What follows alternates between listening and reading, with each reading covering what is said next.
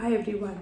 So I hope you're having a great day. So today we are going to discuss about PCOS or PCOD, which is spreading like an epidemic, and it comes up with the symptoms like irregular periods, high blood sugar levels, insulin resistance, difficulty in conceiving, thinning of hairs, or high male amount of male hormones. So hormones affect the health of our body, which in turns affect the vibrancy of our ovary. So in this video, I'm going to share and talk about what we need to do with our body so that our ovaries become healthy. So before going on to the diet tips, I would like to discuss the event which increases the susceptibility to PCOS. So I have seen girls of 10th and 12th standard, they study a lot, they sit at one place for a long time, and especially through the nights, and then they give up on the workouts. They eat more of a salted chips or instant Maggie or tea, too much of tea and coffee. Sometimes the girls stay away from home also in hostels, and they have no access to kitchen, so they eat more of a junk food, outside food. So these all lead to a weight gain of 8 to 10 kgs over a period of time, and then at last they after a few years, if they are consistent with this kind of lifestyle, they fall into PCOS problems. So as a nutritional strategies, there are some guidelines. If you will follow, you will be aware of the food which you need to eat for to avoid PCOS problem. First is, don't struggle on a low carb diet. Most of the women with the PCOS, they struggle on a low carb diet. They eliminate total carbs from the diet. They are just on protein diets like a keto diet, which can destabilize their blood sugar.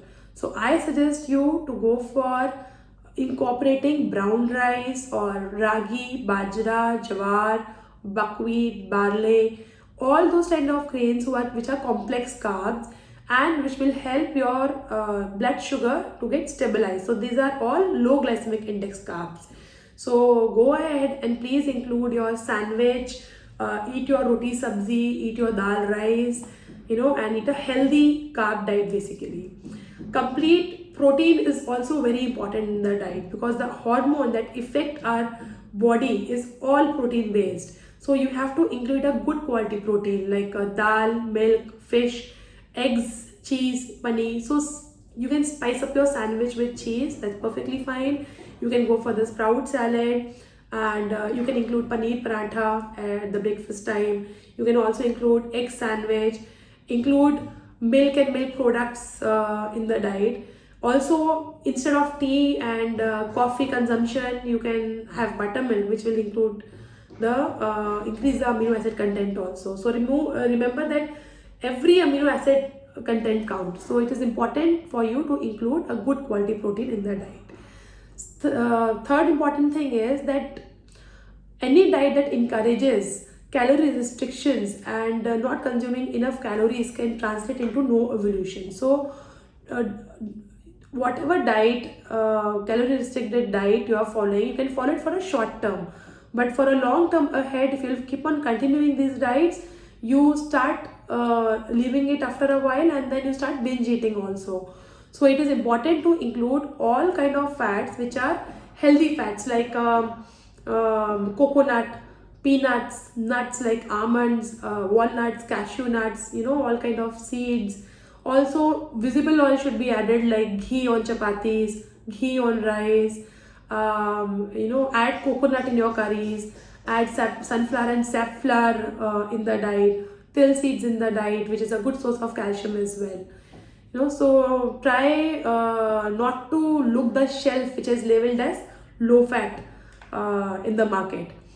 Also include herbal drinks in the diet, herbal drinks like a fennel or cinnamon or tulsi tea, which you can have it instead of your regular tea and coffee.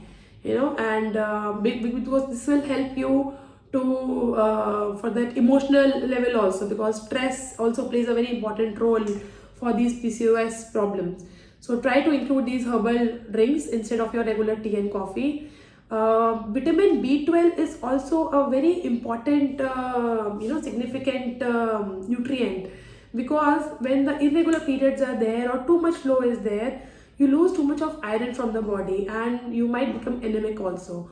So B12 combines with the iron and in the diet for the iron absorption. So regular consumption of B12 is very important.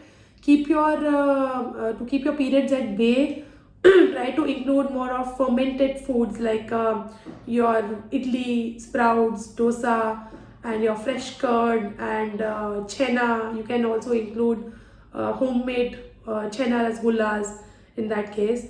So this will help, all these diet strategies will help you to provide with the optimum nutrition, which will help to reduce the symptoms of PCOS, and your period will also become regular.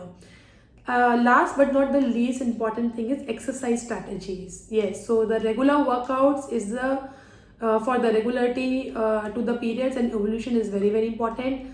Plan structured workouts which includes walking, cycling, swimming, or kickboxing, dancing, aerobics. So keep variety to your cardio. You keep on learning new skill, which is very important. Include weight training also, because weight training not only helps to strengthen your muscles and bones but also your ovaries. So try to include weight training at least once or twice in a week, and also certain yoga postures are there which help to balance your hormones. So regular effort-led periods actually depends on the blood circulation, and well-structured workouts really helps in the same. So one more thing I want to tell you, that please remember that regularity is the most important thing. Overdoing your workout will not make any difference. Be regular with the workouts what you are selecting. So try to stick to a right strategy of diet and healthy lifestyle and overcome the problem of PCOD and PCOS. Have a nice day.